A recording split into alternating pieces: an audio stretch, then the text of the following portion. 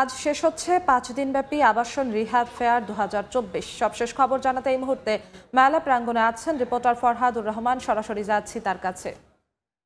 ফরহাদ, থাকার পর চলতি বছর আবারও আয়োজিত হয়েছে রিহ্যাব ফেয়ার এবং আজকে রাত 9টায় এই ফেয়ারের পর্দা নামতে যাচ্ছে। আমরা সকাল থেকে আজকের শেষ দিনে উপস্থিত আছি এই ফেয়ারে, যেটি দেখেছি সকাল 10টার পর থেকে যখন মেলার ফটক খুলে দেওয়া হয় তারপর থেকেই আসলে বিভিন্ন ধরনের ক্রেতা তারা উপস্থিত হচ্ছেন এই ফেয়ারে এবং তারা যেটি আসলে বিভিন্ন স্টল ঘুরে দেখছেন। এবছর মোট 170টি প্রতিষ্ঠান এই ফেয়ারে অংশগ্রহণ করেছে, যার মাঝে 150টিরও বেশি রিয়েল এস্টেট কোম্পানি এবং তারা যারা এখানে অংশগ্রহণ করেছেন মূলত বিভিন্ন ধরনের অফারের নিয়ে ডিসকাউন্ট নিয়ে তারা হাজির হয়েছেন এবং নানা শ্রেণী পেশার মানুষ আসলে যারা আসলে প্লট কিনতে আগ্রহী, ছোট বড় মাঝারি, এই সব ধরনের ফ্ল্যাটের ব্যবস্থা কিন্তু তারা রেখেছেন, অফার রেখেছে এবং সেগুলো আমরা দেখতে পাচ্ছি যে যারা আগ্রহী ক্রেতা তারা ঘুরে ঘুরে দেখছেন। পাশাপাশি আমরা সেটিও দেখেছি যে মেলায় বিভিন্ন আর্থিক প্রতিষ্ঠান লোনের ব্যাপারে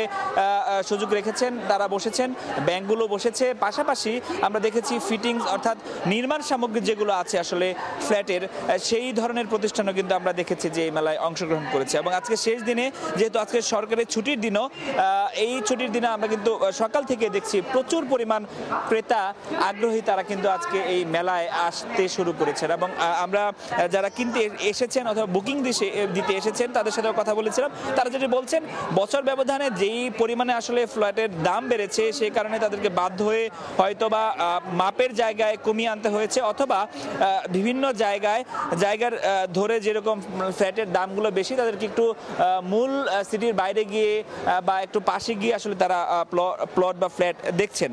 তবে তারা যেটি বলছেন, আমরা এখানকার রিয়েল এস্টেট কোম্পানিগুলোর সাথে কথা বলেছিলাম, তারা বলছেন যেটি আসলে মানের দিকটি বিবেচনায় রেখে নির্মাণ সামগ্রীর ব্যবহারের মান নিশ্চিত করার লক্ষ্যে এবং ভালো আবাসনের ব্যবস্থা সুনিশ্চিত করার জন্য তারা আসলে আমদানি নির্ভর পণ্য ব্যবহার করে থাকেন এবং সেগুলোর দাম অর্থাৎ মুদ্রা কথা ডলারের দাম বৃদ্ধির কারণে তারা আসলে বিভিন্ন ধরনের সামগ্রীর দাম বৃদ্ধি পেয়েছে এবং এই কারণে প্লটের দাম ও ফ্ল্যাটের দামও বৃদ্ধি পেয়েছে বলে তারা আমাদেরকে জানিয়েছিলেন। তো রিহ্যাব ফেয়ারের আজকে শেষ দিনে এখনকার মতো এই ছিল আমার কাছে সবশেষ খবর।